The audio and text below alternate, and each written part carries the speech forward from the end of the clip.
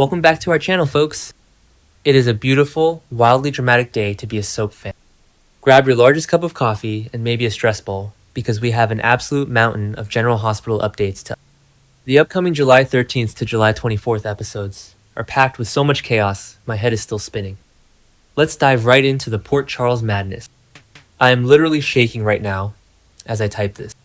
I cannot believe they are actually doing this. I've been watching this show religiously since 2015, and I've sat through some absolutely wild storylines, but Jason deciding to just walk away from the mob? Are you kidding me? Okay, wait. Let me back up because I am getting way ahead of myself. We need to talk about the monumental 16,000th episode of General Hospital coming up on July 13th. Jason is finally a free man. After rotting in that WSB black site in Jakarta, taking the fall for Rocco shooting Ross Cullum, our guy is coming home. But he is not the same Jason we all know and love. The spoilers say his time in captivity fundamentally changed him, and now he is going to reveal a huge decision. He wants to focus on his family and get out of the mob entirely. I mean, on one hand, good for him. Danny desperately needs a father figure who isn't dodging bullets every Tuesday, and Jason has sacrificed his entire life for. But on the other hand, Jason Morgan is the mob. He is Sonny's right hand. Without Jason, who is going to keep the Corinthos organization from completely imploding?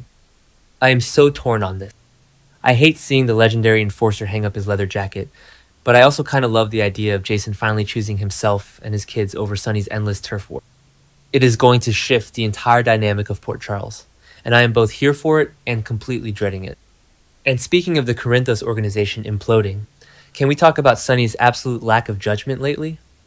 Jason comes back, probably still dealing with severe PTSD from whatever the WSB did to him, and he immediately realizes that Sonny is putting way too much trust in Rick Lansing. I'm sorry, but Rick Lansing? Have we all collectively suffered from amnesia? Rick is a snake. He has always been a snake. Remember when they tried this redemption arc with him years ago? Yeah, didn't work then either. He is ruthless, predatory, and he always betrays Sonny in the end. But Sonny, in his infinite wisdom, actually defends Rick to Jason. He tells Jason they just have to get along and accept Rick's place in the organization. I can already see Jason's jaw clenching. You do not just tell Jason to play nice with a guy who has repeatedly tried to destroy your family. I swear, Sonny is losing his touch, and Jason stepping away is going to leave a massive, gaping hole that Rick is just going to slither right into. But wait, it gets worse with Sonny. Am I the only one who wants to throw the remote at the television every time Sonny tries to control Carly's love life? Carly finally pushes back and tells Sonny to back off and let her run her own life. Good for her. She is a grown woman, they are divorced, and she is currently navigating a very complicated, very sexy romance with Valentine Cassidy. But does Sonny listen? Of course not. The spoilers say that during the week of July 20th, Sonny actually goes to Brick and asks for his help to sabotage Carly and Valentine's romance. I can't with this man. Sonny is literally having a secret romance with ADA Justine Turner, but heaven forbid Carly moves on with a former WSB spy. It's so hypocritical. And using Brick to do it? Brick is supposed to be this high-level security expert, not a high school gossip girl orchestrating breakups. I really hope Carly finds out and absolutely unleashes her wrath on both of them. Okay, deep breath. Let's pivot to something that is genuinely making my blood boil. Peter August. Why is he still here? I know. He's technically dead. Felicia killed him with a tire iron back in 2022, which was the best thing she ever did. But Anna Devane is now hallucinating him. She is back from that French clinic, and these Peter visions are pushing her down a vengeful path of pain and destruction. I mean, hasn't Anna suffered enough? She spent 9 months being gaslit, drugged, and held captive at Windermere by Cullum and Sidwell, and now her own mind is turning against her, using the face of the man who tormented her family for years. I hate watching Anna lose her grip on reality. She is a legacy character, a legendary super spy, and they are reducing her to a hallucinating mess. I know some people are loving this dark rogue Anna storyline, but personally, I just want my competent, brilliant Anna back. And poor Valentine. He's dealing with his own suspicions now. He's back from Geneva after exposing Cullum to Z, and he's starting to sense that something is very, very odd with Anna. I mean, of course he is.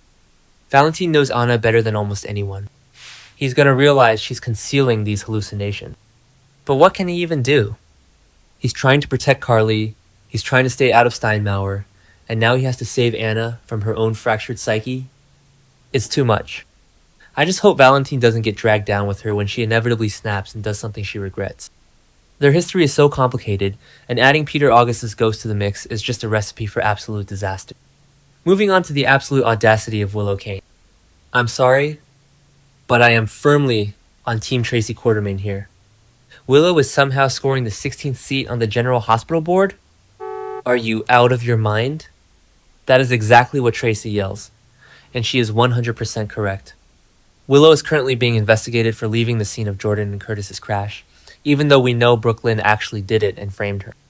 But beyond that, Willow is secretly dosing Drew with paralytics and hiding massive crimes. She is a walking scandal, and Elizabeth Baldwin is over here calling her appointment brilliant. Elizabeth, honey, open your eyes! Tracy is livid, and I do not blame her one bit. The Quartermains have funded that hospital for decades, and Tracy sees right through Willow's sweet, innocent act. I cannot wait for Tracy to absolutely eviscerate her in the boardroom. And speaking of Willow's crimes, Drew Kane is finally becoming mobile again.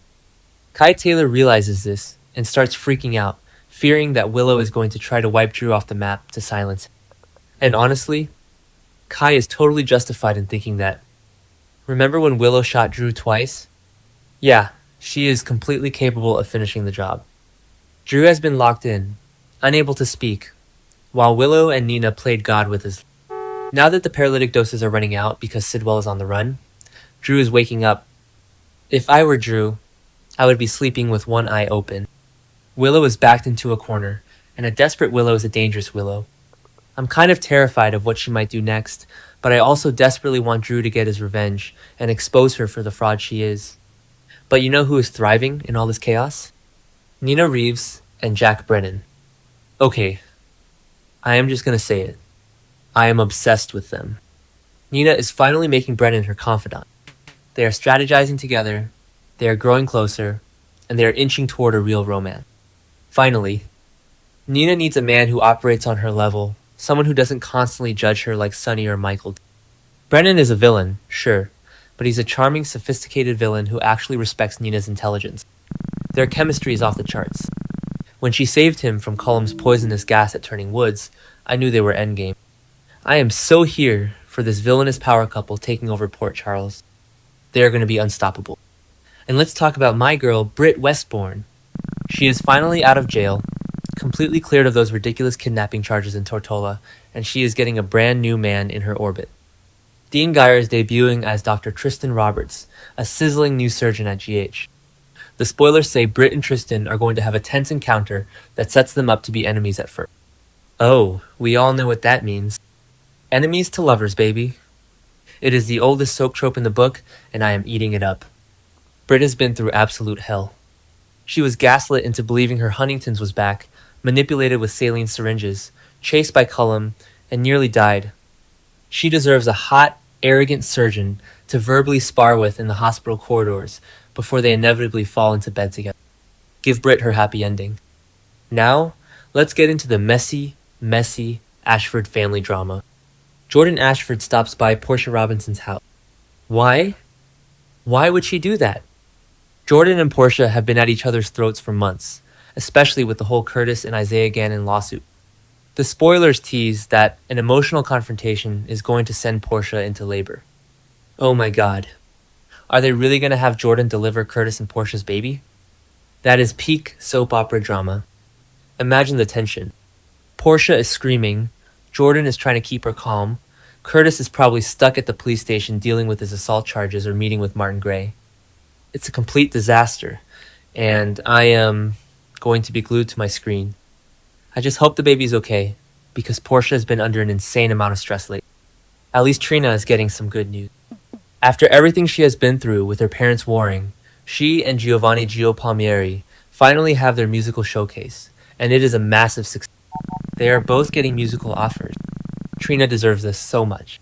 She has been enforcing these strict emotional boundaries with Portia and Curtis, and focusing on her art is exactly what she needs right now. And Gio is such a sweetheart. They have a great dynamic. and I'm glad the show is giving the younger cast members a chance to shine outside of the mob violence and WSB conspiracy. Let them have a moment of joy before the inevitable stalker storyline ruins it. But the younger cast isn't completely immune to the trauma. We have to talk about poor little James West. Cody Bell is stepping up to the plate and is the one to tell James that Nathan, who we all know was actually the imposter Cassius Faison, is deceased. My heart breaks just thinking about this scene. James is going to find out that the man he thought was his hero father was actually his twisted uncle, and that he was tangled up in all these horrible crimes. The spoilers say James is going to lash out and go into denial. Cody is going to have such a hard time navigating this. He's not James's real dad, but he cares so much. And the sickest part? Cassius is secretly still alive, working as a ghost for Z. So James is mourning a man who isn't even dead, but who can never come back. The psychological damage this is going to do to that kid is immeasurable. And speaking of traumatized kids, Rocco Falconeri is about to face the music. The drama related to his role in shooting Ross Cullum is finally catching up to him. Jason took the fall for him, but now that the truth is coming out, Rocco has to deal with the guilt and the legal consequences. Laura Collins just hired Martin Gray to defend him, which is a smart move, but Rocco is just a teenager. He shot a WSB director to save Jason. It's a colossal mess. I really hope Dante and Lulu can rally around him, because between this and Britt's near-death experience in the British Virgin Islands, Rocco is completely spiraling out of control. Finally, let's talk about the casting news, because I am actually super excited about it. Kaden Brenna Tokarski is debuting as an aged-up Scout quartermaid. It was about time they aged Scout up to give her some real teenage storyline. With Drew acting like a complete cad, and Sam constantly stressing over Jason, Scout is going to have plenty of teenage angst to work with. And even bigger news, Kelly Kruger is taking over the role of Serena Baldwin. Serena Baldwin is back. I love when they bring back legacy characters. With Tracy and Lucy fighting over deception, Serena is going to slide right into that corporate drama and shake things. I can already see her going toe-to-toe with Tracy. It is going to be absolutely iconic television. Alright, I need to stop typing before I break my key. This show is driving me crazy, but I literally cannot stop watching. What do you guys think about Jason leaving the mob? Are you as obsessed with Nina and Brennan as I am? Drop your thoughts below, because I definitely need to share this with people who get it.